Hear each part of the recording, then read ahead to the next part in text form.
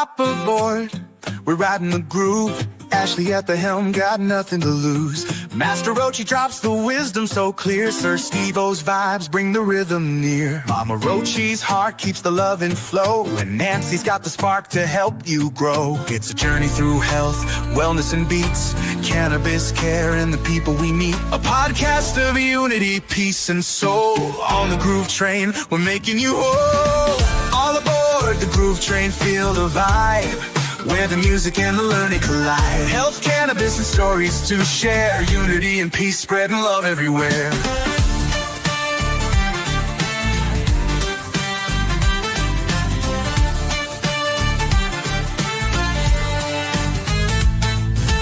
Guests in the spotlight, stories to unfold. Wisdom in the words, treasures untold. Wellness in the rhythm, healing in the song. The groove train's rolling, bringing us along. Cannabis care with a mindful twist. Music for the soul you don't want to miss. Every episode's a chance to grow. With Ashley and the crew, the good vibes flow. All aboard the groove train, feel the vibe, where the music and the learning collide. Health, cannabis, and stories to share. Unity and peace, spreading love everywhere. Oh, oh, everywhere. Feel the beat, it's a healing sound. Voices of love, harmonies found. Join the circle, we're stronger as one. Groove trains rolling till the journey's done.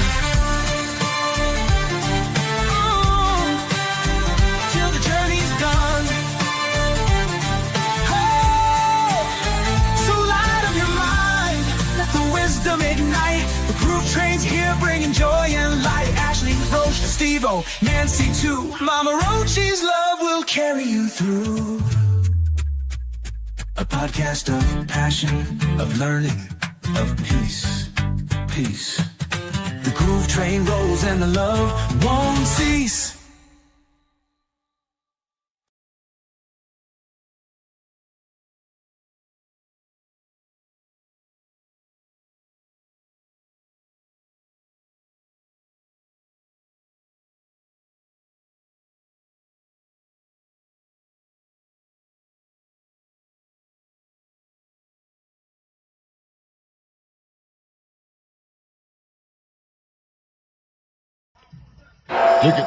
Tickets, please. All aboard the Groove Train.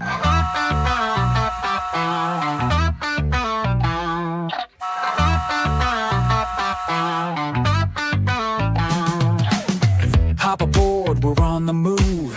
Master ROACHEE and Mama got the groove. Ashley and STEVEO too. Bring the vibe, you know what to do.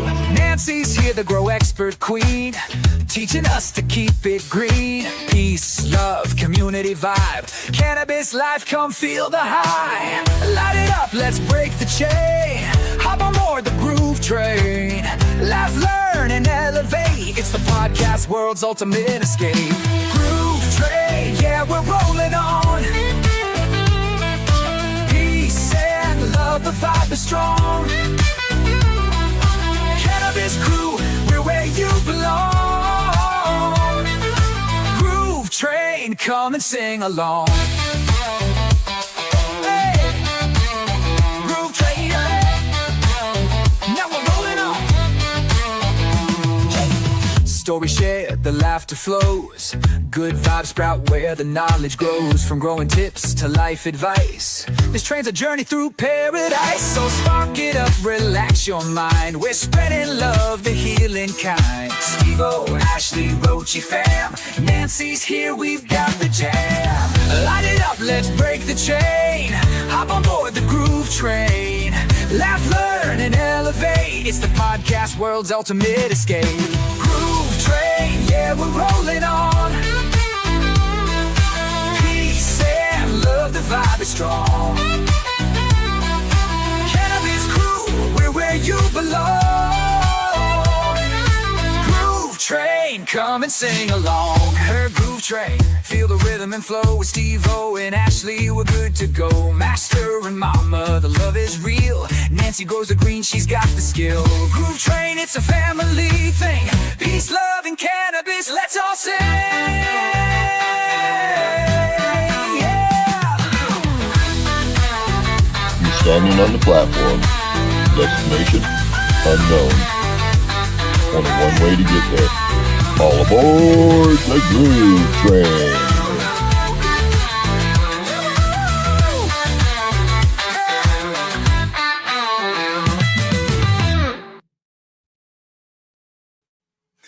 Namaste.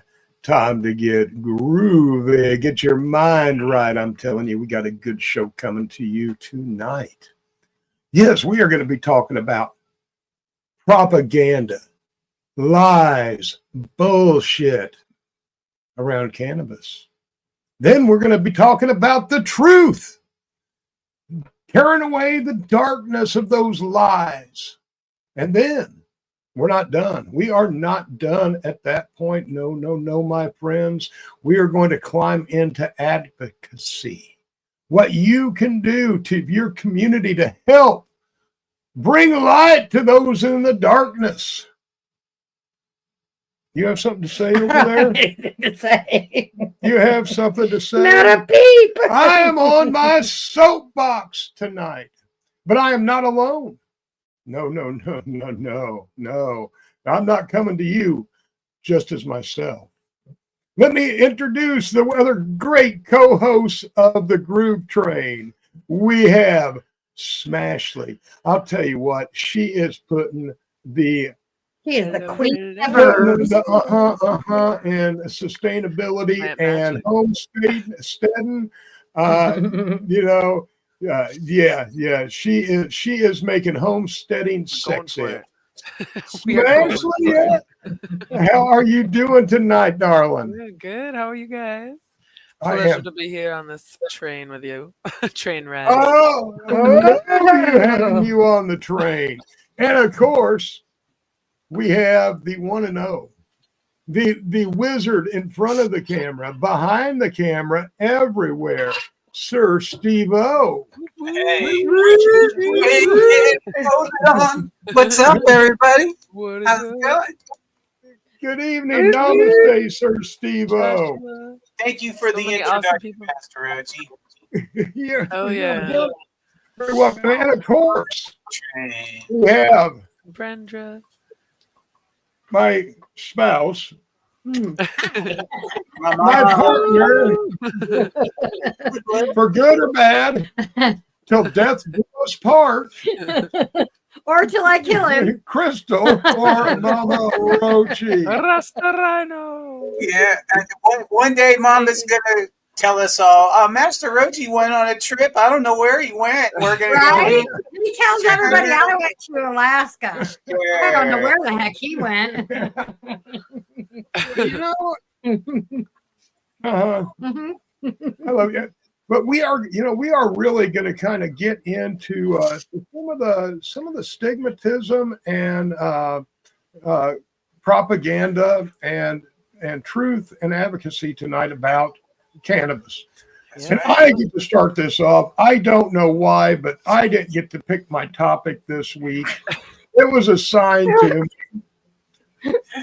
And you know what? This required a lot of research. And I don't like things being assigned, especially shit that I have to do research on. So my topic. That's how we learn, right? Right. Yeah. He did a whole lot of research, let me tell you. My topic for tonight is stereotypical stoners. And again, I had to delve into some deep research to figure this out. But it seems to me that our stereotypical stoner is a person that is kind of a comic relief, bumbles around, doesn't necessarily have, a real a real skill set, and just kind of goes about their own way, and whatever happens to them, and we all get a kick out of watching this. But it's really not what cannabis users are all about. That's right. Yeah, we've got a lot of successful, hardworking people out there day to day, Right. that don't fit this stereotype. Right. Well, so not only with that, like the stereotype is they're dumb. Right. Well, a lot of them. Yeah, basically. Right. Airhead. But you Yeah. know what? Oh, go ahead, Steve-O. Yeah, it's like the typical Cheech and Chong. We have to remember that was a comedy act. It was meant to, yes, make fun of, and it was characterized off of what you would call a burnout, I suppose. But at the same time, it was meant to be egregious. It was meant to be silly, not to actually stereotype stoners altogether. Right. Yeah. But you know what? If you tear it down and you get away from like the major characters in some of these themes, because at the root of all stereotypes, seems to be some truth underneath everything. Mm-hmm. So if you look at that, you've got these people. You don't want conflict. They want to get along with everybody. They want to raise the vibe. They are into nature. They don't really swallow the bullshit that society is feeding to them. And they dress the way they want to. They talk the way they wish to talk. And they have some serenity about them. And if that's part of the stoner stereotype, that is part of the stereotype I will take. Exactly. It's we're here to celebrate the plant, and I want to see things as normal as people coming home and having a joint instead of a glass of wine or a glass of whiskey at the end of the day. Or how about even better? Somebody takes a gummy instead of taking a Valium. Mm-hmm. Yeah, Or, absolutely. How about we help people with cannabis instead of giving them Suboxone or methadone? There is so much that we can do to heal, ourselves, our community, and our country. And that's the main. Yeah. Oh, And that's the main point, is that we can heal ourselves by growing it ourselves, and we can process it ourselves, and we can treat ourselves, and we know exactly where our medicine is coming from. We don't need anyone else or to pay anyone any type of profit in order to have this medicine. So that's right. what they're afraid of. That's exactly what they're afraid of. Yep.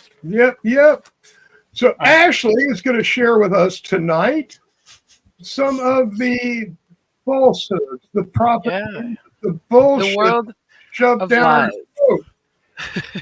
Yes, the world of lies. Obviously, there's a lot of them, right?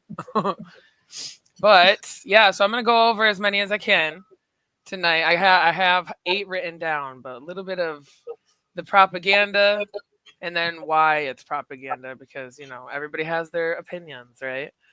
Right.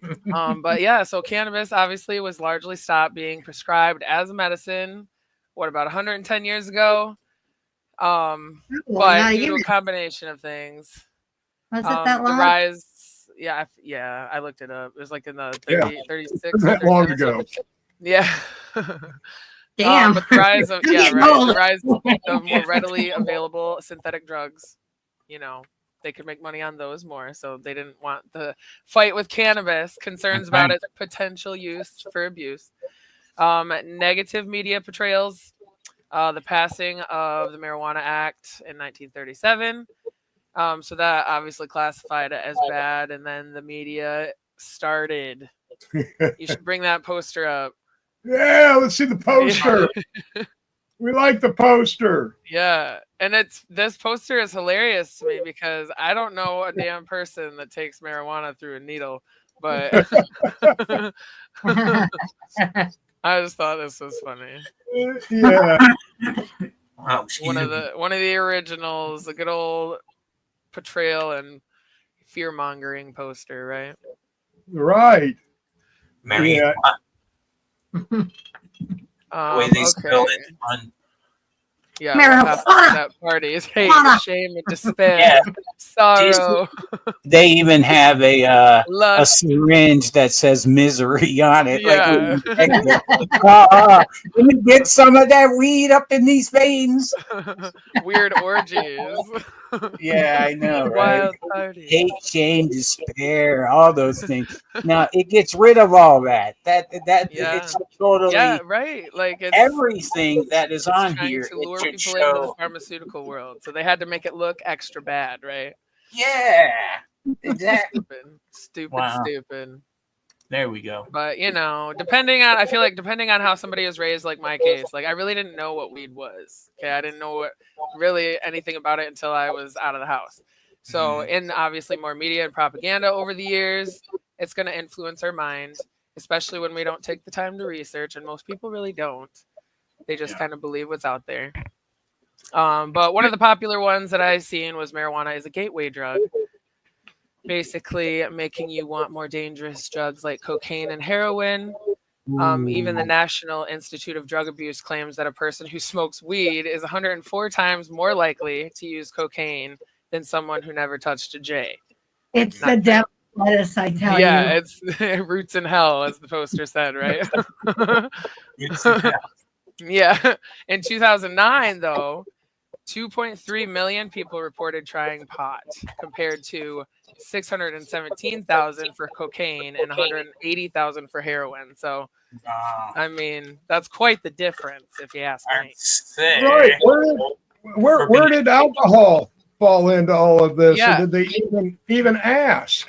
When they test it on like, well, here I think I have a couple that they actually went into, but another one is it's as dangerous as LSD or heroin.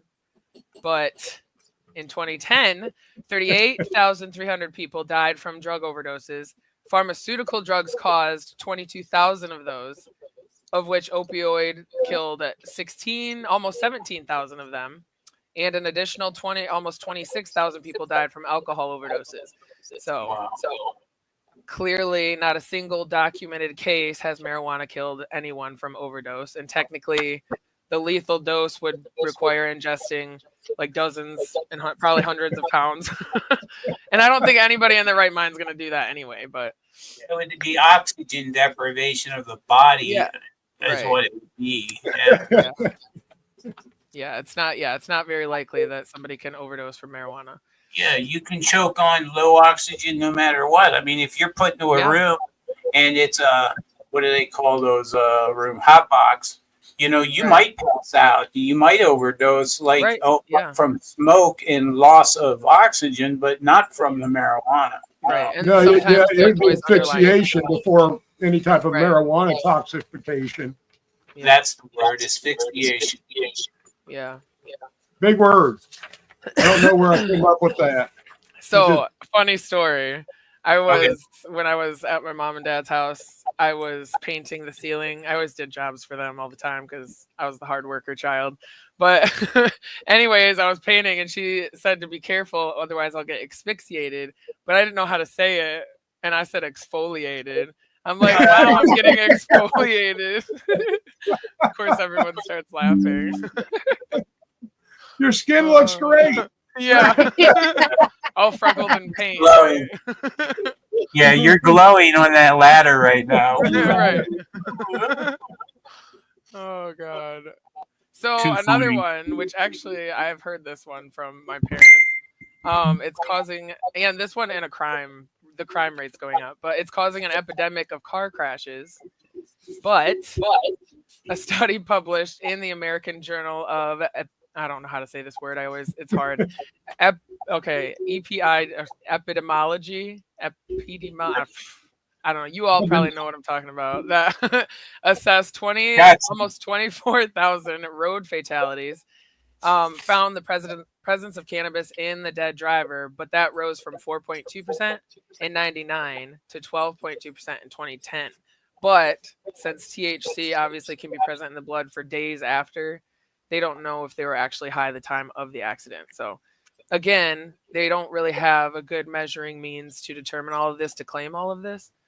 So here's something funny that goes along with that, just to let you know. There were a few states, 3 states involved in meeting with state representatives this week.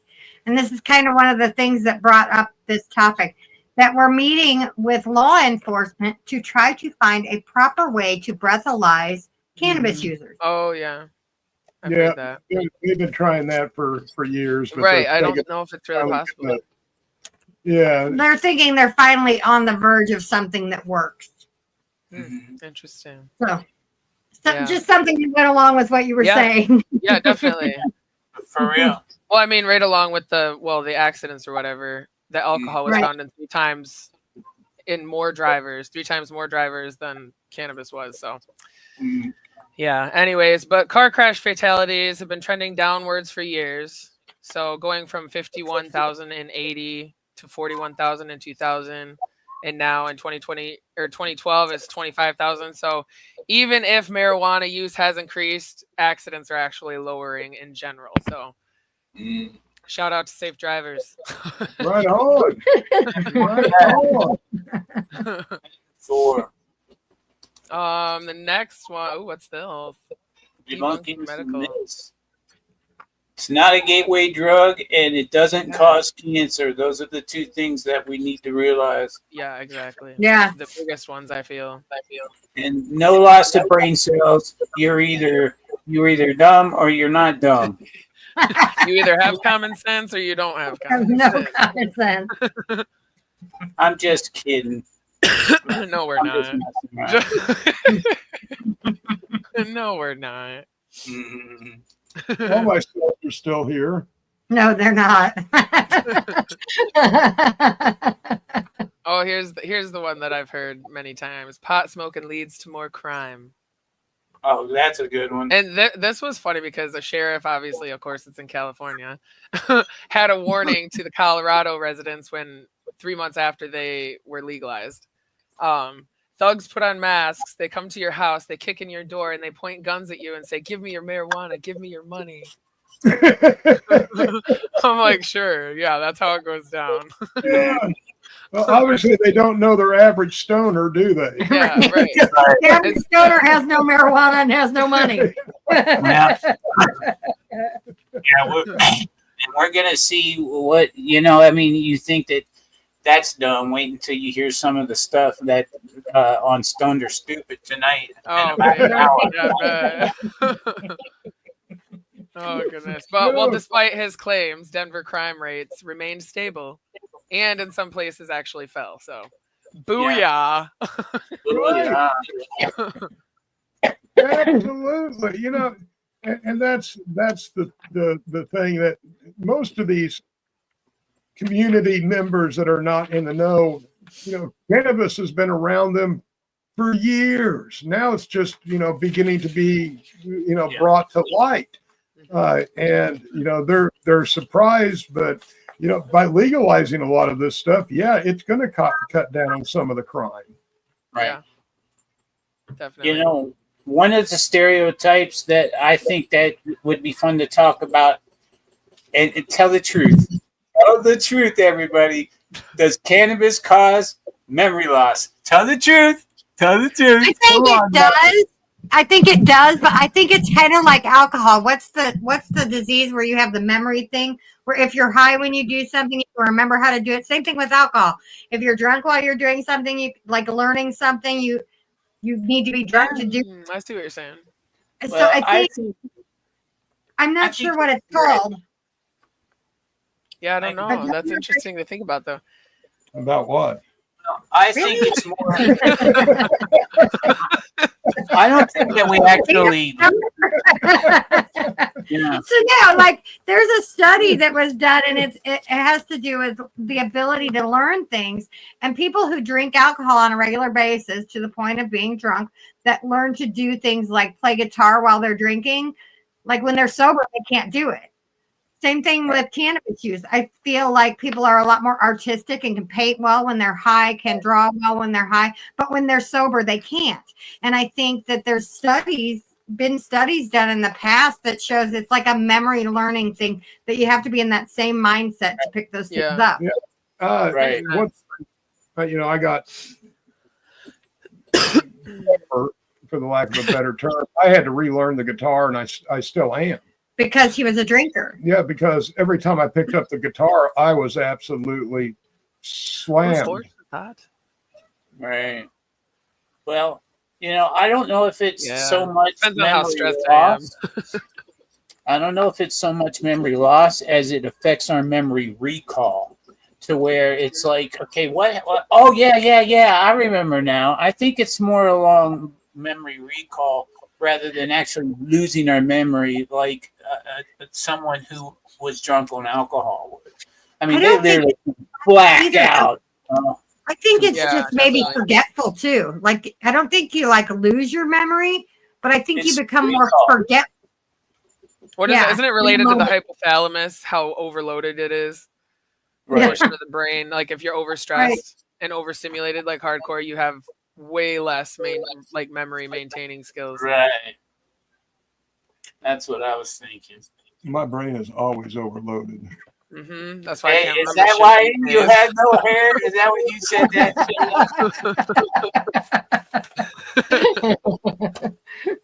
Ever notice that all of the smart superheroes are all bald too? All are all bald.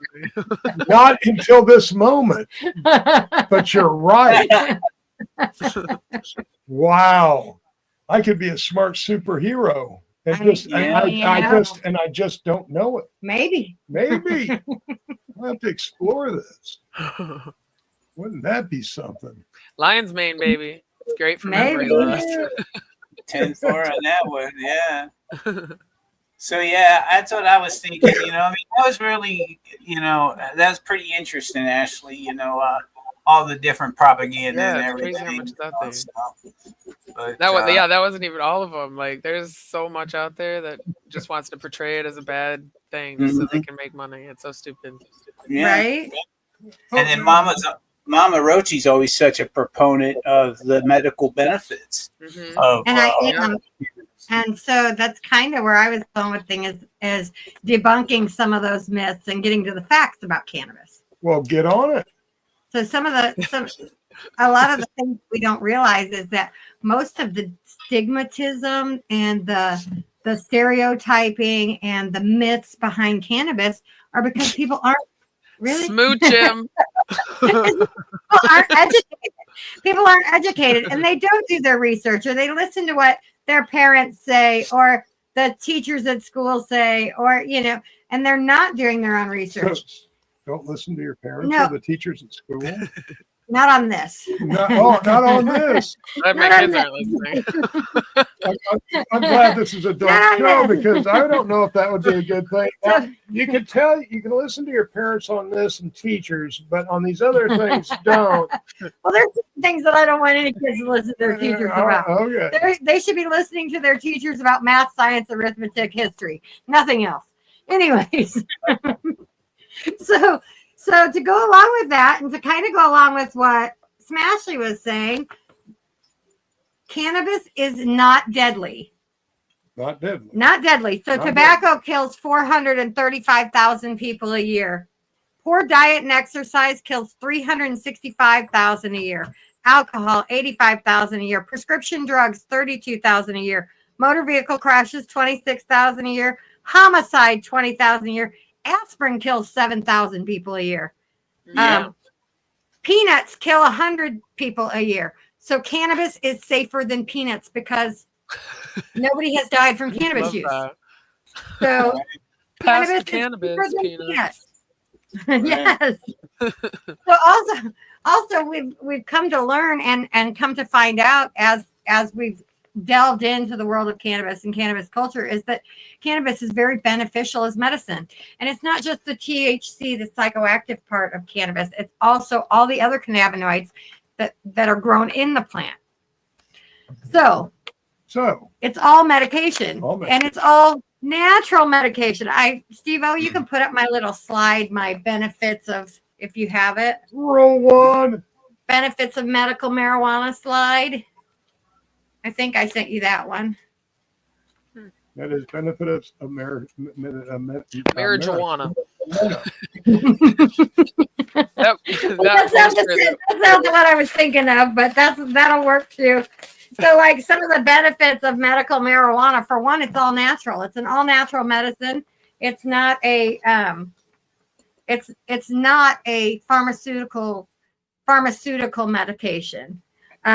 And it's an effective appetite stimulant. So instead of taking a pill to stimulate appetite for people with different cancers and HIVs, it's HIV, different things. Munchies. It stimulates your appetite. You know what I learned today? Go ahead first. Sorry. I'll wait. No, I was listening to a podcast that said, shit, never mind. Go ahead. It left. Stoner. Yeah, there it is, guys. It also reduces nausea. It also relieves pain and discomfort. It also may improve your quality of sleep if you're taking the proper cannabinoids. It's good for your heart. It's good for your stomach. It's good for your brain, your eyes, for asthma, for your bones. Cannabis oil can fix a lot of the common ailments that we deal with on a day-to-day basis, all in one plant. So, like some of the myths. Myths are it causes cancer. Cannabis does not cause cancer. Cannabis can cure cancer if taken in the right doses, in the right ways. And we can't necessarily say that it'll cure cancer, but it'll clear cancer from some patients. So it helps a lot of the symptoms too. Helps a lot of the symptoms, as long as it like I said, it doesn't, it's not a cure-all, but it can take away a lot of our prescription medications that we take that cause all these different side effects to where you're taking more than one medication to fix one thing. There's an article CNN tried to release saying it increased cardiovascular disease by 33%. I'm like, you are kidding me. Like, everyone would see that. It's such a rise in a number. So, yeah, I think that was last year, too. I wonder if anything came of that. I haven't heard that, but quick disclaimer. We are not doctors. We are not doctors. We do not diagnose, treat, or anything for illness. Please talk to a healthcare professional or your doctor before starting any cannabis or cannabinoid. Yeah, and there are still doctors out there, good doctors, and increasing number of doctors that prescribe it still. So absolutely. Actually, there are an increasing number of classes as well that are teaching cannabis medicine. Sorry, I'm sitting my notes up here. Are you? Yes, but no, yeah. So the biggest thing we can do to fight these myths and all these stereotypes and that is spread education. Do your research, and there's a ton of myths out there. The facts are right now, as far as the federal government's concerned, a hemp plant is 0.3% or under, and that's the federal government. That's not necessarily true. A hemp plant can contain just as much THC as a cannabis plant. However, the federal government sets the laws on that, and 0.03% is considered a hemp plant. So some of these little facts and things are, what the law is set at. And I think we need to learn to do our own research, investigate things fully, and spread the knowledge that we learned.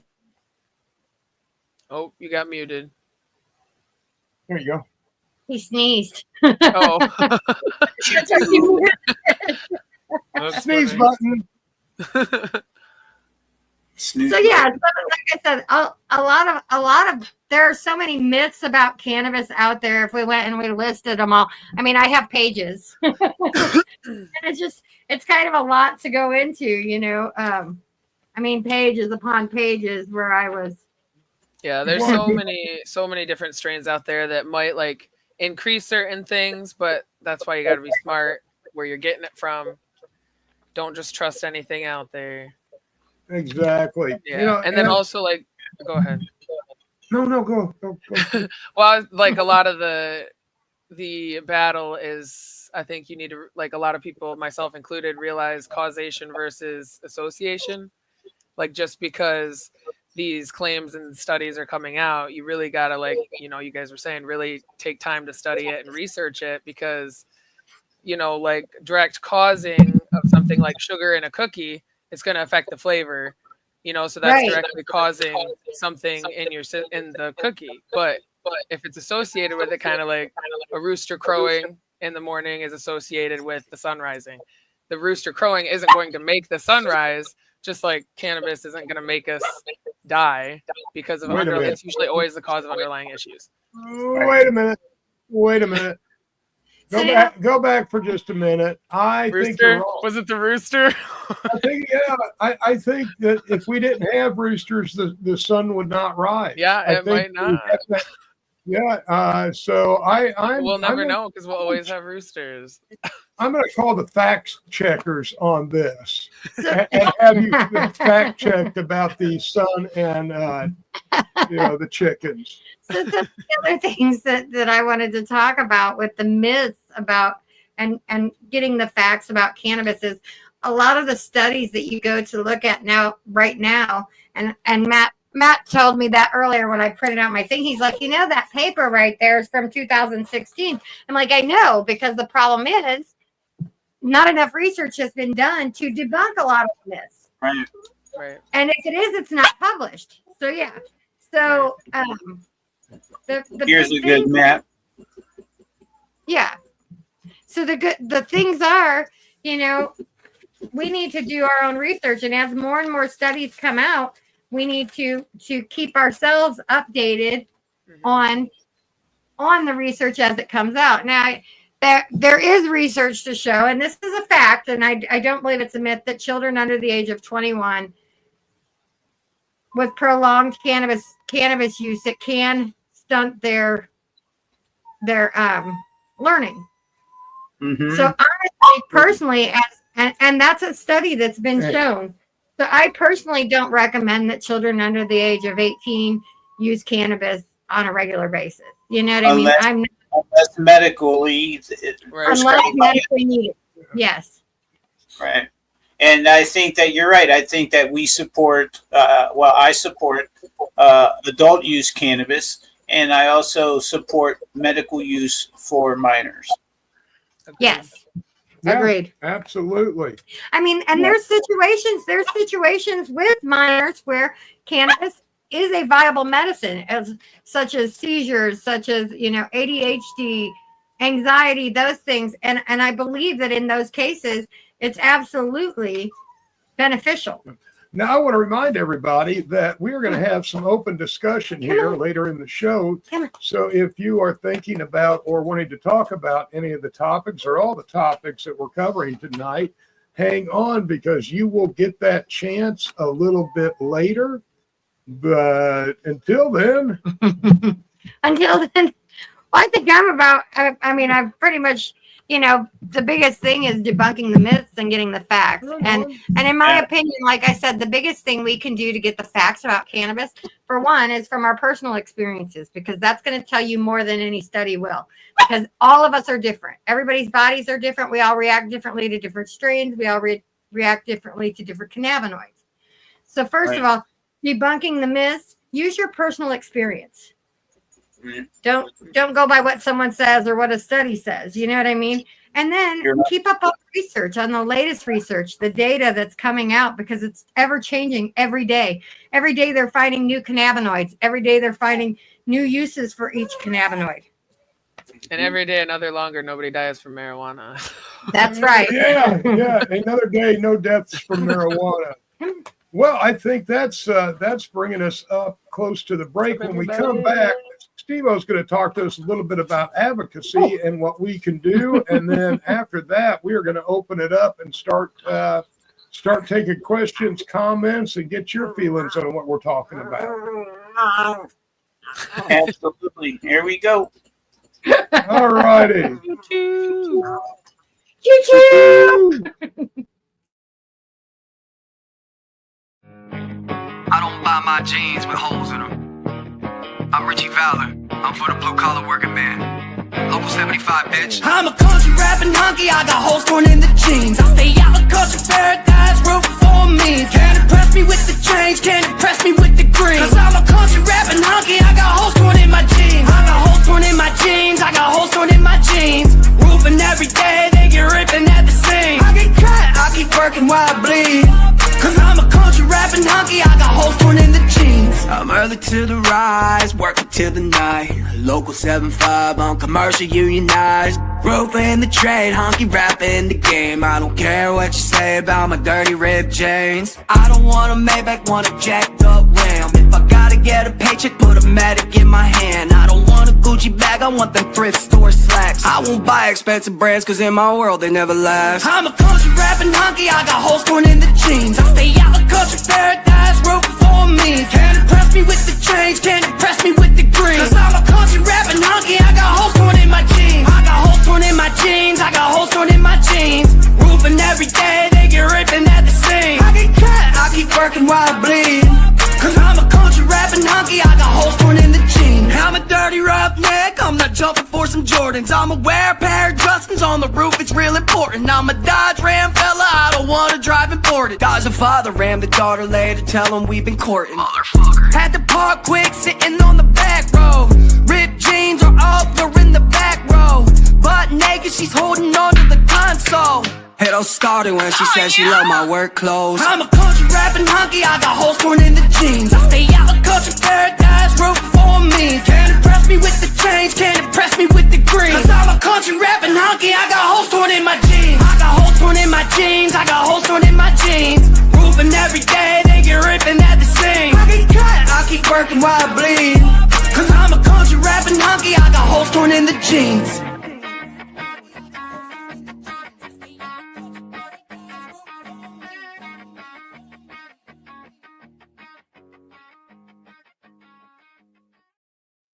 Oh, it's torn in my jeans. Yeah, geez, Richie Valor. You what? The guy rocks. He is a working musician out of Ohio. If he's playing out, you definitely want to check him out. He has got all kinds of energy. His on platform that you like to get music.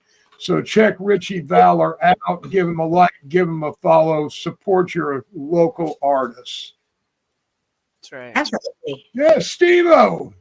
So What's we've talked about the myths. We've talked about the propaganda. We've corrected some of the inaccuracies. There we go. So now that we're getting some knowledge, what can we do with this? Well, one of these ways, is to become an advocate. And I've got a few ways here that you can make a difference yourself.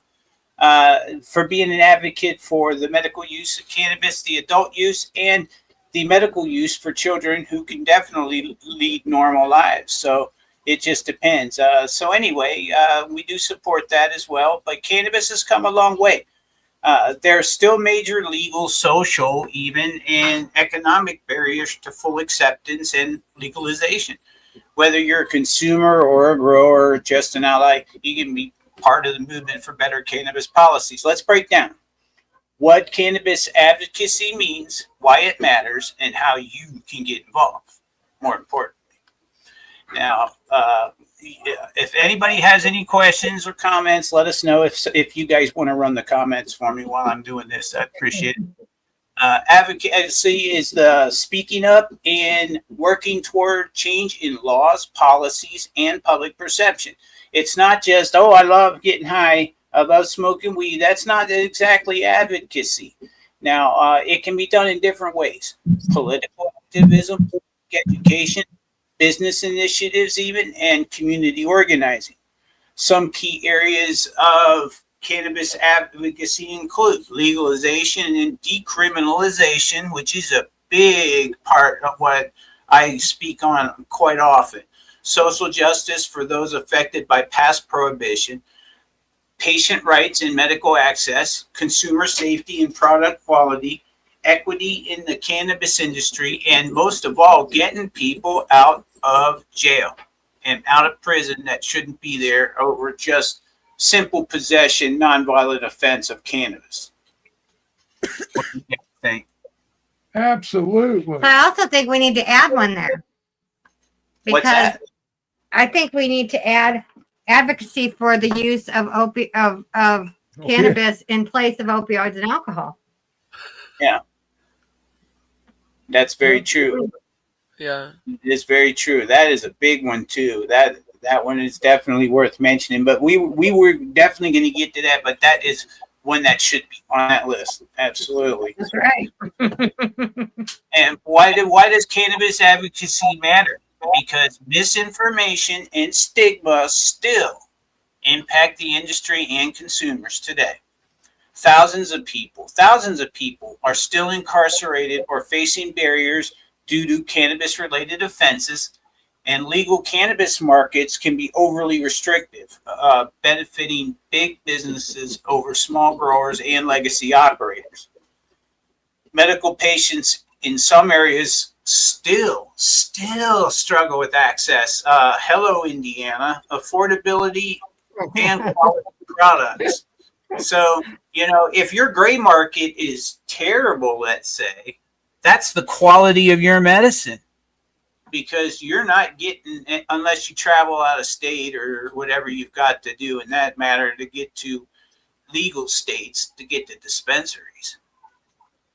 Right. And Alyssa May was bringing up, smoking's really not good for you. And it's not, really. And that's where we get into, the edibles and what they're being made with, and how they're being prepared. Are they being, is there FICO, RSO? What are they, what's being done with your edibles? And I see and the tincture, same thing. Are you getting, a multi-strain? Is it a single strain? What are you getting in that and the benefits?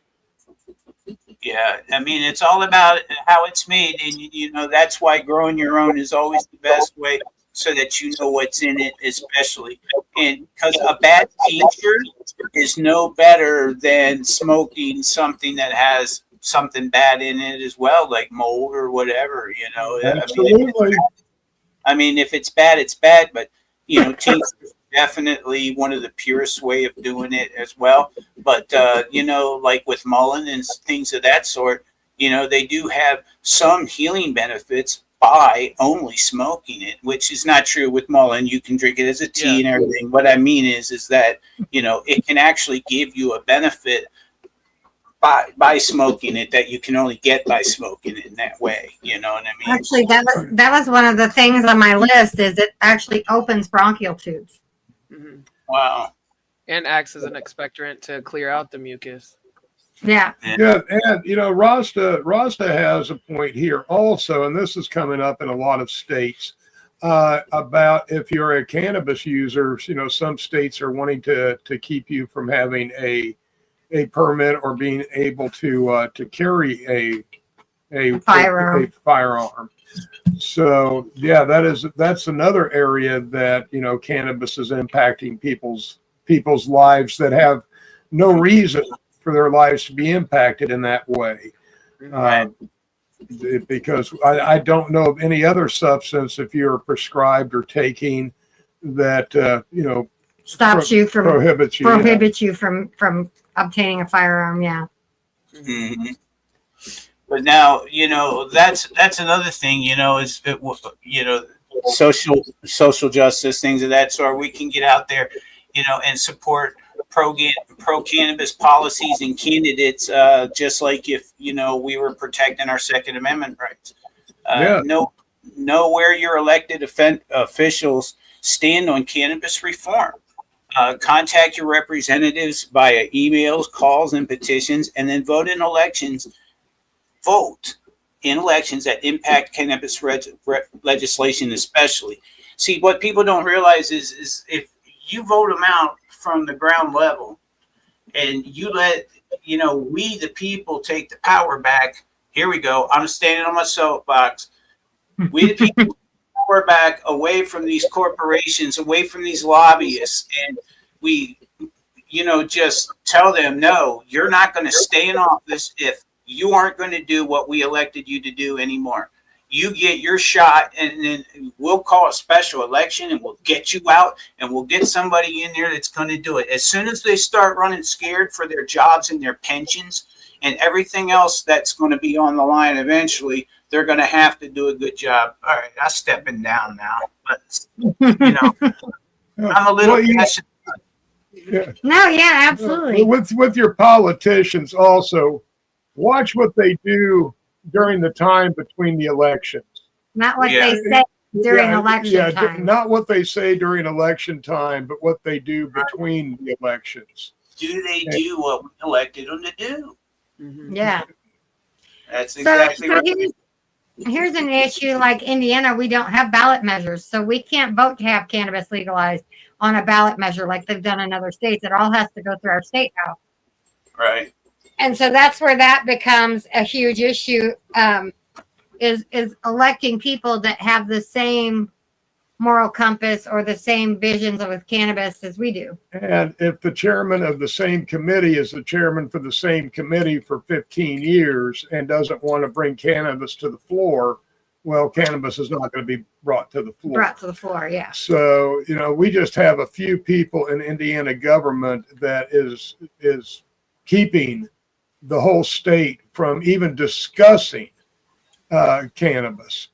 So Right. it's unfortunate, and it doesn't look like they're going to change their mind anytime soon. At least our governor now has a little bit more of an open mind, so that may lead to some changes. And we have some interesting stuff moving forward in Indiana. It's going to be interesting to see how this progresses. Well, that leads me to a question then for you, Master ROACHEE, especially because with running for office and everything, how did you engage with other policymakers and advocacy groups in order to try to further the cannabis, at least the compassionate cannabis use bill through your? I've reached out to a lot of small groups within the state, and that's probably the biggest issue that we have in the state of Indiana, is we don't have anybody really out front spearheading the issue. Flag, that's right. Yeah, we don't have one person that's out there really speaking and getting the public's attention. All the groups are kind of working for their own. And on their own. Yeah, on their own. None of them are really working together. Yeah, and for their own agendas. Yeah. So until everybody decides to pull in the same direction and put their energy in the same direction, it's going to be difficult to get the grassroots people to really get. I mean, individually, everybody supports this, but nobody has been able to harness everybody together and go, hey, folks, this direction. Yeah. And, I always kind of expected Indiana Normal to step up and really, put some money behind it and really push. But unfortunately, Indiana Normal has been really disappointed. I think the Indiana Safe or whatever for safe access to is the one that's doing more right now. That's pushing. Yeah, we have a new group in Indiana that started pushing, and I'm going to look more into what they're doing. But it's been a great disappointment from some of the bigger groups. Yeah, like Normal's a huge advocacy group for cannabis across the country. However, Indiana's Normal is lacking. Yeah, and the Midwest Hemp Council was kind of the same thing. Well, Ashley, you should definitely dig this. You know, what do you think about supporting cannabis businesses that align with your values, where we buy from ethical brands that support fair labor practices and social equity, along with avoiding businesses that contribute to corporate monopolization or lobby against home growing and small farmers? What do you think? I know you I like. love that idea, but I feel like it's more deeper. I mean, And like even supporting grocery stores all the time, like try and go to the smaller places to support local right. farmers and families. But yeah, that's amazing, and I think that's a great first step. I mean, like a perfect example is Jimmy John's. You know, when everybody found out, oh, Jimmy John was out there, illegally taking down animals on safari hunts and things of that sort. I mean, people refused to buy sandwiches. You know, and that's what I mean. That's how we can use things like that to our own advantage for advocacy. You know, we can use social media for advocacy by sharing success stories, highlight injustices, and spread awareness. We can engage with policymakers and advocacy groups like Matt's been doing, help normalize cannabis through education and personal testimonials. But one of my favorites, and this I have to say once again, is advocate for expungement and social equity for people who've been in prison who were doing less than what the dispensary 3 blocks away from the prison is doing right now and making millions and millions in profits doing. And push automatic expungement of past cannabis convictions and support organizations that help individuals re-enter society and the cannabis industry, like the marijuana maintenance program does with, addicts and alcoholics and things of that sort. They definitely help them.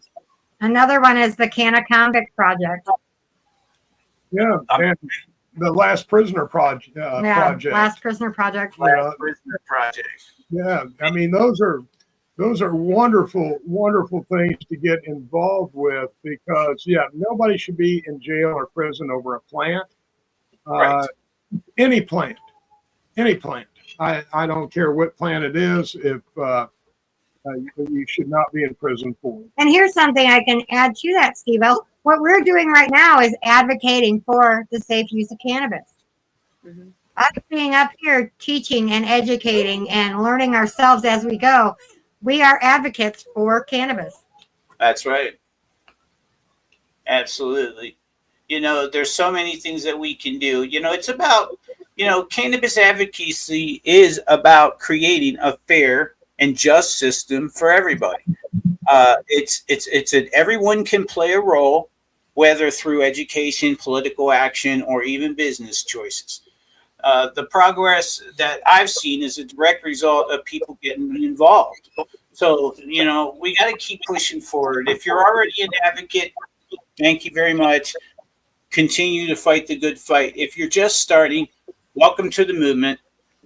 Thanks for tuning in to this part of my presentation tonight. It's just, I knew that I would get a little bit flustered because, especially when it comes to people being, my brothers and sisters that are in jail right now. I mean, would you, if you've never spent 1 minute in jail, let alone prison, you don't know what it's like for every minute that they sit there, and that you would want someone fighting for you.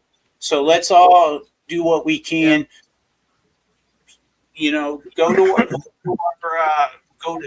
all of our public officials and express your distaste with what's going on. And, we can become our own lobbyists as well, and we can put the pressure on them and we can get these people out of prison. So that's a big deal to me. So I appreciate you listening to me on that one. Oh, yeah. Right on.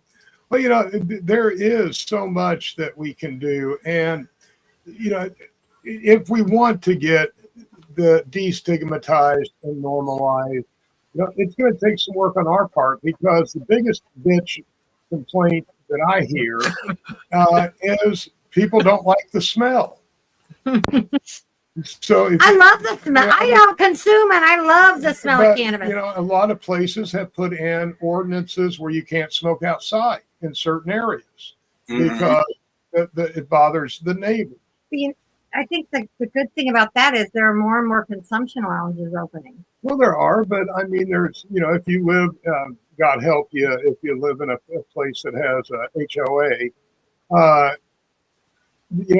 if you want to, and you're living in a legal state and it's evening time and you want to sit out on your deck and have, smoke a joint or whatever, you're prohibited because the neighbor doesn't want to smell the smoke. Right. So, it's gonna take a while for people that just hate cannabis, don't want to know anything about it. It's bad for them to change their mind, but it's through, friends and family and people learning about the medicinal side. And I still live by the creed that anybody that consumes cannabis on a regular basis, whether they want to admit it or not, they are a patient. They are a patient. They're medicating in some way, shape, or form. Exactly. So, it's one of those things where, we got a lot of dirt to dig through to get to, past the old propaganda. So, yeah. Ernie says it's been legal in Canada for years now. Ernie, and we love Canada. Yeah. Now that we're in the roundtable portion discussion of the show, here, let's hear from the audience. If there's any questions that you have, anything you've ever wanted to ask, or anything about the show tonight, go ahead and we will answer your questions while we're discussing.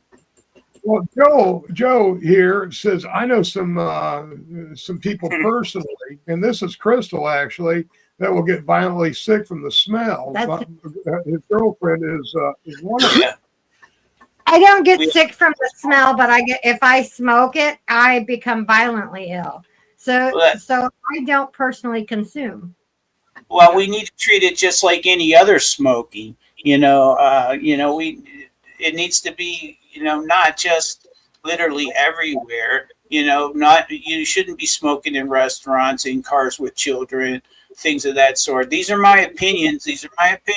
And come at me, not these guys, if you don't like it.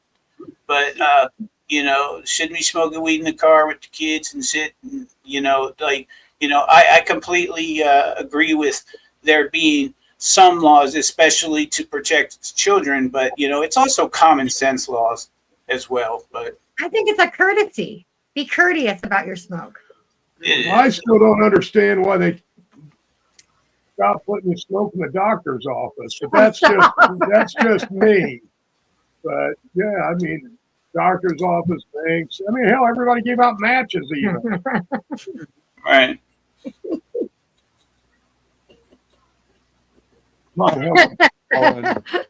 We've fallen. Steve, I agree with you, and I think, like I said, being at an event or in a cannabis lounge or one of those places is different. But I think when you're out in public, when you're out around other people, you can be courteous in the way you smoke. Right. Rod's just got it right there. Being respectful still goes wherever we go. I mean, whatever we're doing, period.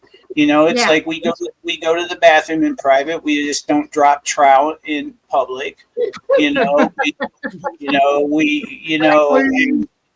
don't smoke in certain areas because we need to be respectful. You see, every time, they give us a simple rule, like don't smoke here. And then we don't follow the rules and we're like, screw that, I'm going to do it, whatever. It's just then all we do is we play into that stupid stoners can't do nothing that they're told. You go to an inch and they take a mile. They got to smoke now everywhere. They got to go into church holding up doobies just to be jerks, or whatever, You know what I'm saying. Not Yeah. that I Yeah, don't. I You would know. never fire one up in church. That's what a vape's for. Yeah, that's why we go to the bathroom a lot. I'll just tell them it's 10 cents. But You know, anyway, you're we're right. just joking around. But We are, each and every one of us is ambassadors for the cannabis community, and how we act and how we are seen and viewed in public is a reflection not just on you as an individual or as myself as an individual, But on the community at large. Yeah. as a community as a whole. So kind of remember that, when you're out there, and don't get canna aggressive. Canna aggressive. Canna aggressive. Oh. I just coined that term. Did you? Canada's So I own that now. Okay. yeah, All right. Rick, I agree. I don't think that should be a big deal. If people can walk down the street smoking a cigarette, I mean, the only thing is you see a load of kids coming up, man, you snuff that out. You Snuff it out. Yeah, I mean, it's not a big deal. We just wait a few minutes. I mean, it's just like anything else, Anthony, I agree. It's a respect thing for your mother. You know what I mean? If she's allergic to THC, then you don't smoke around her. That's a respectful thing. Yeah, if that were my mother, it would be you and everybody else better not smoke around her. Right. Yeah, for sure. But if you get caught, you can get a fine. Exactly. So we ever tell you about being in Chicago and the guys all trying to go smoke some weed behind the bar, and us being menaced by the Chicago police because even though it's legal in Illinois, you can't smoke weed in public. Right. What happened was, this is during CannaCon, and this is shortly after Chicago went red. Right. Well, everybody at CannaCon just knew Illinois went wreck. They weren't familiar with the exact laws, and turns out they have some pretty specific laws. So we got menaced by the police. But they never said anything to us, but you weren't supposed to be smoking. But they all stood around us like this, the circle of them. We had a ring of about 5 cops around us, just staring at us, and we finally got the idea and moved on. But it took us a little while to catch on. I think it was actually a waitress that said something to us. That said something to us because we were out on the patio of one of the bars. And they had gone out in the alley and smoked, and she said, you can't smoke cannabis in public. So, and we're like, whoops. but I tell you what, the Chicago cops were really gracious. I mean, I'm sure that they were briefed that there was going to be a bunch of stoners in town with CannaCon that don't know the laws. So, give them a little bit of a break.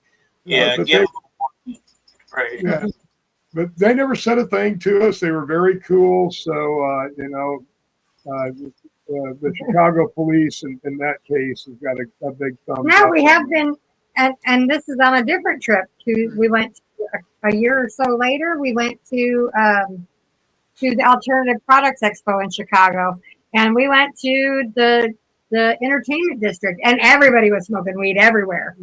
So totally different ballgame a year later. Right. Here's a good one. Rose says that the governor of New York wants to make the smell of cannabis to be a reason to pull you over and ticket you, but the board is telling them not to because of people who work in the industry. Well, I can tell you in Illinois, they just finally abolished that as a reason to pull you over, but they still can run a dog if they want to, if when they pull you over, they smell it. So, it's the same thing. They're still going to do the same thing. They're just running dogs. In Illinois there's a company in Illinois, an advocacy company that gives out locking cannabis bags. And the best thing you can do is, if you're traveling in Illinois, carry your cannabis in a locking cannabis bag, because the police cannot open it to check to see how much or what's in there or anything, if it has a lock on it. Yeah. and Dominic has a good point. Who are we to say what's wrong? Well, I have a hard time with that because I don't think that the government should tell us what to do. We should all be free to choose. But, that's a tough one for me because I really am anti, being told what to do by the government in any form. But then there's the laws that protect sometimes the kids. And here we go. Somebody, it's always about the kids. I hear all those arguments, where they use the children to make laws. But there's basic ones that I think that need to be there. That's all I was saying. So I'm done talking about that. That's all. You can carry 5 ounces, but not drive under the influence. That's right. You shouldn't be under the influence. Exactly. It's supposed to be in a smell-proof locking bag. That's right. That's how we have to carry it. I do. I keep whenever I travel, I keep it in a smell-proof locking bag inside of a smell-proof locking backpack, and I leave that all the way in the back of the Jeep, so they can't even say that I was reaching for it or anything, But if they ask to get into it, they have to have a warrant because it's locked. If I don't get permission, so 10-4 on that one. That's a little trick. This is the company that gives out the free bags. I can't read. Yeah, $60 backpack will save you a big headache. So this company in Illinois will give you a free locking bag. It's a program. Let's talk cannabis. Yes, in Illinois. Right. But they will give you a free smell-proof zippered locking bag. No, absolutely. Say something weird and strange. Weird and strange. Thank you. That was weird and strange. So I think, Ashley Huffman. I think it's time for STEVEO to do something fun. Oh, you want to do it early? Okay, we can do that. Well, I mean, it's not really early, is it? Just a hair. It's no big deal. Let's go. I guess she's running the show. I didn't know what time it was. I just looked. Then why are you making decisions? I'm not making decisions. I don't make any decisions. Are you kidding me? I don't know what a decision is. Yeah, you do, Mama. We love to hear your ideas. You're awesome. Don't know what decisions are. Yeah, that's right. You don't know what you know until I tell you what you know. Thanks for the right words, Smash Lisa. My pleasure. She's coming in with them fire words. She speaks soft, but she carries big stick. Smashly. Well, this is why she has been nominated as the luckiest spouse in the country. Because you tell me what to do and when to do it? Yeah. Oh, you think? So you think? And just getting to spend time with me. That just makes you truly Oh, lucky. is it? Yeah. Oh, I am truly lucky tonight. Master ROACHEE cooked dinner tonight. Oh, there you go. What do we have? Oh, just hamburger helper. Hamburger helper. Nothing special. Nothing special. But he actually cooked. I actually used to cook a lot and enjoy cooking, but I haven't done it for About 15 years. a couple days. Couple of days. But yeah, I mean, we need, and before you can be a good advocate. Anthony, we like Jeremy. Kind of wrapping up to where STEVEO was and what Crystal and Ashley were saying, you have to educate yourself first. Yes. Have good, solid knowledge. Have correct knowledge when you are talking to people about cannabis and cannabinoids, because you don't want to be one of those people that speak with half-truths or not fully engaged in the subject. So learn first and then advocate second. I agree. I agree with all that. I have to say. I agree with that. Right. I did some learning. For this, and then I still screwed up my segment. But it's okay. Well, it sounded good to me. Yeah, I thought it was great. It's okay. I'm good at that, screwing up my segments. Is that too loud? No, I like it. All right, let's play some background music. I haven't done that before. All right, let's do that. I mean, we had venison steaks. We've got chicken soup. Yum. Yeah, the cold roast. That's the way to go. Yeah, absolutely. I'll tell you what I saw the other night that looked really freaking good was Smashley had this salad. Like, she posted a picture of it, and I thought, damn, I want to go eat at Ashley's house. Hey, you know what? I could cook you guys something for Irish Fest weekend. You know, Ashley is doing something that a lot of other people could do. Is she's getting involved in her state, and Ashley's working on becoming a Michigan Wheatster. And I think that's great. And yeah, you know, if there's organizations and stuff like that in your state, because we're not done. There's still a lot of work to be done in the cannabis space, even if your state is legal and medical and recreational. The job's not done yet. So, you know, find one of those statewide groups, get involved. Your voice counts. That's right. Damn, Anthony, he towers over you by like 6 inches. Look, Anthony says that's his son in the picture. Oh, wow. Right on. Right on. He says he's 14 and 6'2". Wow. Oh, wait until he hits his growth spurt. Right. Yeah. Right. Hopefully that was his growth spurt. Well, Mama ROACHEE, guess what time it is? What time is it, Steve-O? It could be time for another episode of Stoned or Stupid.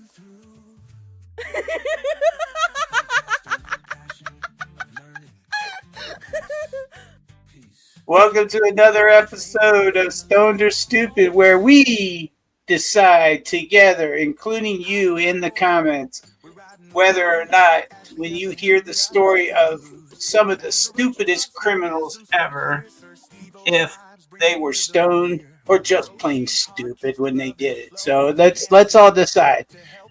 First one is Dennis Hawkins tonight. Now he's the stupidest. This guy's got to be the stupidest criminal ever. He's a 48-year-old man who tried to rob a bank in Pittsburgh. Hawkins clearly didn't get the memo about needing a good disguise that can quickly blend into the crowd after the crime, as he chose to wear a woman's blonde wig, fake breasts, and bright clown pants. Even worse still, his failed attempt to pretend to be a woman, he didn't even take the time to shave his facial hair. As if the man wasn't noticeable enough, he drove even more attention to himself when he tried to steal a car from a nearby gas station wearing that outfit, where the attendant called the police and said that there was a man dressed like a woman in a clown costume who was apprehended shortly after by the police. So, what do you guys think? Do you think that he was just stoned or just completely stupid from the start? Let's start with Ashley tonight. Oh, Lord. I'm going to go with stupid. Now that you've been 50-50 so far. I know, but that's just dumb, I feel. You think that was pretty stupid? Yeah, that was pretty stupid. Awesome. All right, let's go, Crystal. What do you think? You're next. I think he's stoned. You think he was completely stoned, I think he was stoned because, okay, first of all, a clown costume? A female clown costume? I mean, with a beard? I think he was stoned. I think that's something he'd do. Well, that takes us to Master ROACHEE. What do you think about this? I think that this goes beyond being stoned or stupid. I think there is much more at work here than mere intoxication or stupidity. I think we have some serious underlying issues. So, and I don't think Stone would have helped the issues being any. So that may have been a trigger, but yeah, I think Stupid. no, I think it goes much further. much further. I mean, this story has so many layers that I mean, there's a lot of unpacking to do here. I mean, let's go to the comments and see who agrees. Rick agrees with the stupid on this one, saying he was absolutely stupid. Dustin says, hi, y'all. But no. Let's see. Joe says stupid as well. Agreed with Ashley. And we go. Rasta Rhino says stupid as well. And Anthony says he's with Master Roachie. Dominic, I think, says Stone. I say Stone, yeah. Something when you strange. Something when you strange. And then Joe says he agrees with Roachie. Well, I am also going to go with sort of a Master Roachie answer on this one. I mean, he couldn't be just high. He had to be someone to do it. Had to be a combination of the two or more. Yeah, I mean, I get his buddy sitting there going, hey, man, if you're going to do it, wear a clown costume, man, and dress up like a chicken. I could see him falling for that, maybe. But he would have to be high to fall for it. I think you got that right. I think it was a bunch of them high in the basement, and they double dog dared him to go do it. Yeah, all right, if you're going to do that, well, so that was just one of the dumbest attempts, I think. But if you're going to go with a wastoid that does this, then it's got to be a wastoid that has a pet rainbow unicorn living in their closet. That is the kind of stoner that you would need to pull this off. Right. Not that I would know anything about that rainbow unicorn hiding in the closet. Yeah. Well, this next one's a quick one. It must have been a friend of his. In 2010, a guy named Albert Bailey and an unnamed juvenile accomplice decided to rob a bank in Fairfield, Connecticut. But in an attempt to speed up the process of the crime, Bailey called the bank in advance to let them know that they were coming to rob it. His obvious intent was to give the bank plenty of time to get the money ready so he could just pick it up and leave quickly. Now, of course, the bank decided to call the authorities and notify them of the robber's arrival, and the two men were arrested by police without incident. Now, this has got to be made up. There is no way that really happened. It's like, I almost think that, I don't even want to get it. I would have to say stupid. There's no way Stone, nothing could get you out of it. Just plain dumb. This one just couldn't have happened. This has to be made up altogether, in my opinion. It's not a true story. No way. What do you guys think? You agree with me that I think it's just a stupid story? I'm going with stupid. Yeah. Okay. What do you think, Master Roachie? Well, again, I'm going with Stone because obviously you haven't smoked with some of the stoners that I have smoked with. And I can see with some of these folks coming up, I got an idea. Nobody's ever done this before, man. Like, we're going to rob a bank, but we're not going to really rob a bank. We're going to call them up and just have everything ready.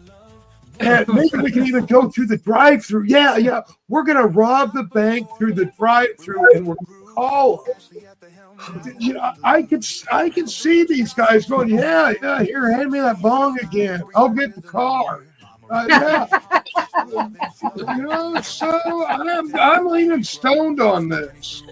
Okay, well, I see your point every time you explain it. It's funny, though. The last one is a similar one, but you're not going to believe that this was even real either. A guy named Ruben attempted to rob a muffler shop in Chicago. Now, you don't try to rob somebody in Chicago. After demanding money, he was told that most of the cash was stored in a safe that could only be opened by the manager, who wasn't scheduled to come in until a few hours later. So, to save himself some trouble, he just left his cell phone number for the store to call him back once the manager arrived to open the safe. Of course, the store first called the police and then called him back. Then, when he came back and noticed the police were waiting for him, he even engaged in a brief shootout, thinking that he could overwhelm the cops and get to the safe. Once he figured that they would open the safe for him. Oh my. Who gets into a shooting with Chicago cops? You don't want to mess around Chicago with that. Everybody's packing in Chicago. There's a big rash of where people are walking around with their concealed weapons, and people are walking up behind you and snatching the weapon out of your holster when they have it unsnapped and stuff, and just stealing their guns. Wow. Yeah, it's that because they're wearing. You're not allowed to conceal carry in Chicago. Yeah. You're not allowed to conceal carry in Illinois. You're allowed to open carry, but not conceal carry. Right.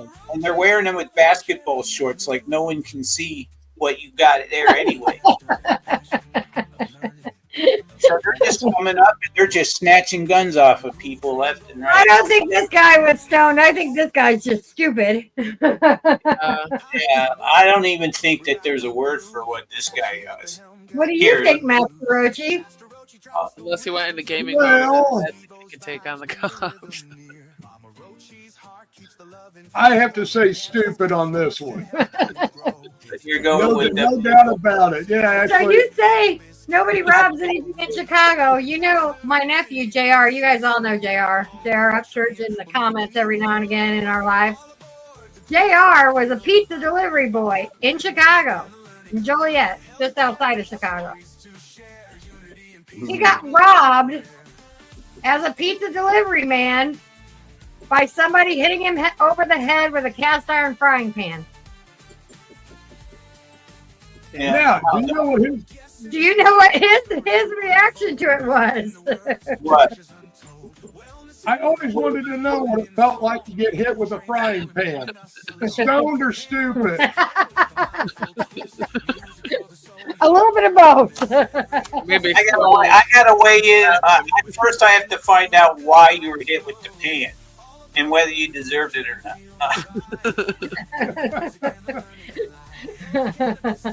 Like I said, pizza delivery boy in Joliet, they robbed him by hitting him over the head with a frying pan. Oh my god. Oh my goodness. Wait, everybody, thanks for participating in the audience. Thanks to you guys, and I appreciate you for another episode of Stone.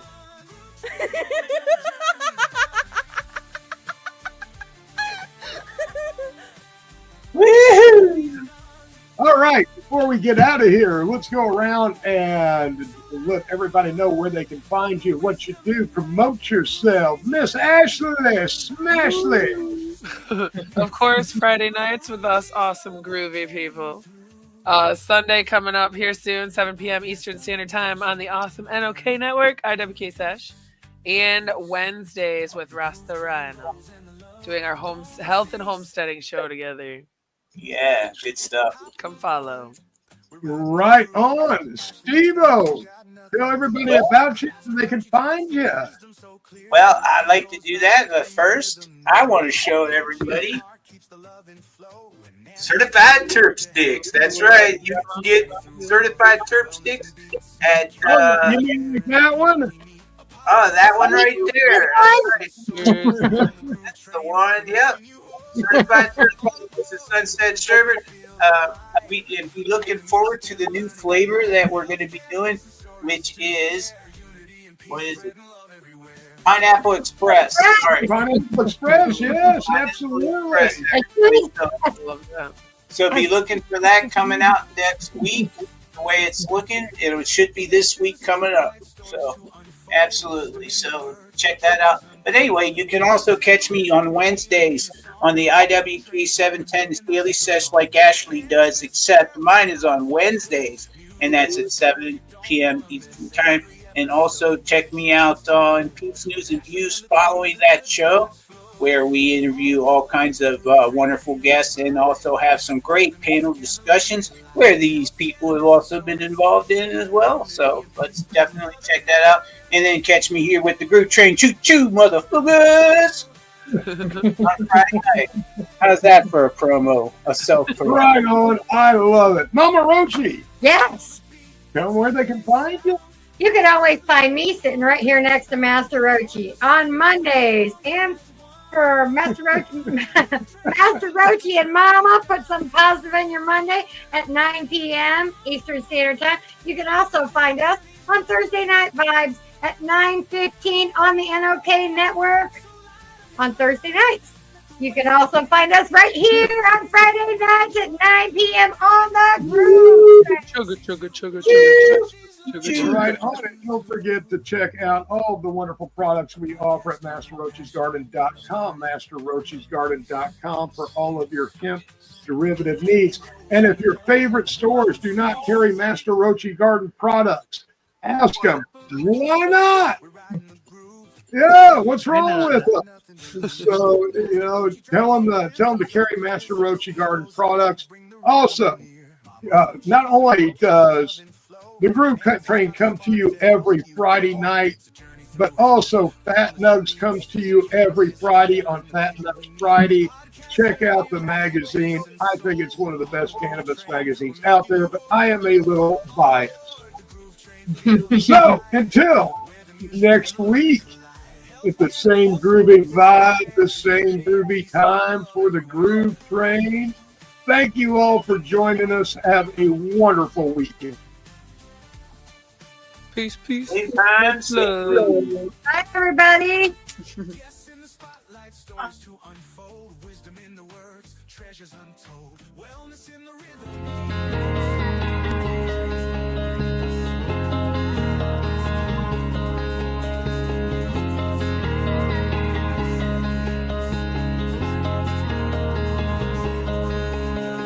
Big lies, let it go, let that shit unfold.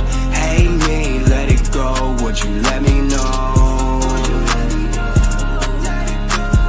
Bullshit, then my ear don't reach my soul. Big lies, let it go, let that shit unfold. Keep in mind, I'ma let it go. Yeah, I'ma let it go. Was everybody on that bullshit? Pull the trigger back and me the full clip. Fuck it, hate me to my face, let that shit roll. Don't keep it on the low, keep the dog in your fucking clothes. You're full of shit, bitch, you never let it go. Always talking, yeah, I feel you on the low. Making noise, saying I can't let it go. You just keep on adding water to my sinking boat. Abandoned shit, now I'm drowning in some heavy tears. Never told me how you really feel.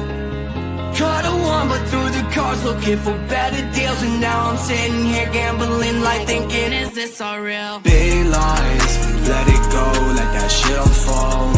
Hate me, let it go, would you let me know? Bullshit, and my ear don't reach my soul. Big lies, let it go, let that shit unfold. Keep in mind, I'ma let it go.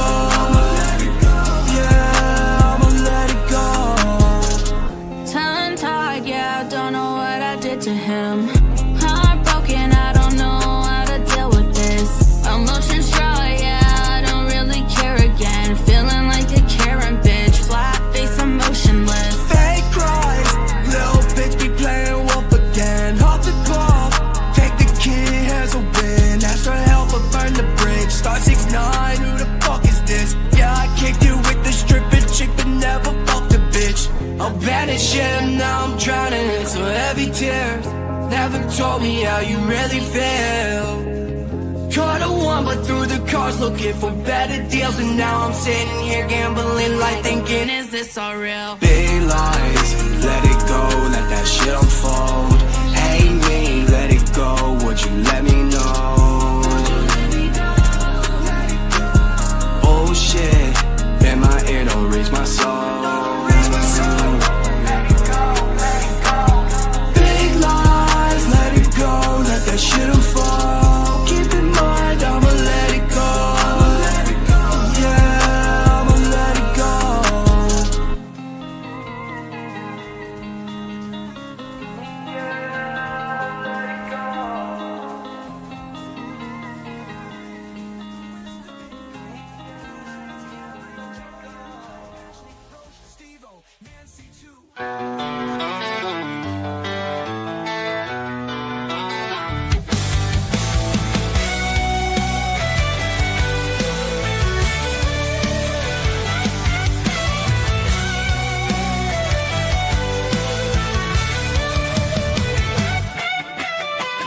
Thanks for riding the groove train tonight. Peace, love, and vibes feeling oh so right. Ashley's wisdom keeps it rolling strong. STEVEO's vibe keep us grooving along. Master ROACHEE with the deep, cool flow. Mama ROACHEE spreads the love, let it grow. Nancy brings a growing knowledge all the time. We'll catch you next week, same groove, same time. Groove trains rolling, feel the beat. Cannabis, music, and love can't be beat. See you next Friday at 9, don't be late. Groove train vibes, it's a magical state. The groove train's rolling, feel the beat. Cannabis, music, and love can't be beat. See you next Friday at 9, don't be late. Groove train vibes, it's a magical state. This is Ashley, STEVEO, Master ROACHEE, Mama ROACHEE, and Nancy signing off. Thanks for grooving with us. Stay lifted, stay peaceful, and keep that love flowing. Catch you next Friday at 9.